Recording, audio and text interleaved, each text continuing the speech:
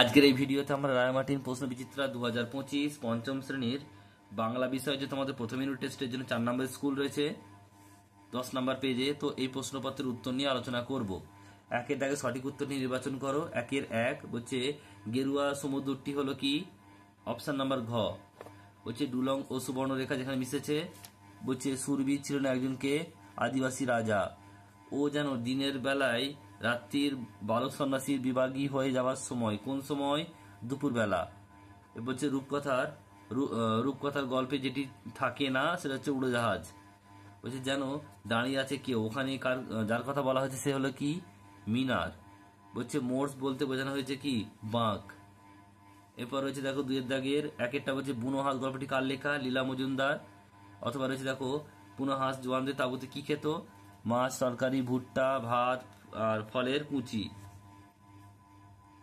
Next হচ্ছে পরেরটা দেখো বলছে বাড়ির জন্য ওদের মন কেমন করতো। ওখানে কাদের কথা বলা হয়েছে? জোয়ান সৈনিক। বলছে জোয়ান সৈনিকদের। অথবা রয়েছে দেখো জোয়ানরা কখন দেখে যে হাঁস দুটি উড়ে চলে গেল? শীতকালের শেষে। বলছে ডুলং সুবর্ণরেখা এগুলি কিসের নাম? নদীর নাম। চারেরটা বলছে শূন্য সম্পন্ন করো গল্প ভরা মন ভোলা। পাঁচেরটা বলছে মাহমুদ কোন দেশের কবি ছিলেন? বাংলাদেশের। হাবু কোথায় গিয়ে কার কাছে নালিশ জানিয়েছিলেন? থানায় গিয়ে বড়বাবুর কাছে নালিশ জানিয়েছিলেন। কুচকুচে কালো পদটি কোন ধরনের বিশেষ্য? এটা হবে বিশেষণের বিশেষ্য। বলছে ও বিমলা। বলছে নেমা একবার। এখানে কাকে বলা হয়েছে? দুরন্ত খোকাকে।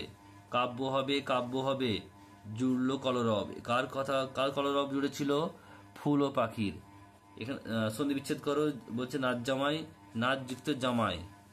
তিনের দাগে বলছে সন্ধি বিচ্ছেদ করতে হবে। আবার দেখো সাজিয়ে লিখতে হবে এটা। তিনের দাগে একটা হবে কি? পক্ষীরাজ হবে। দুয়েরটা হবে আজগবি। তিনেরটা হবে কি? পোড়ামাটি।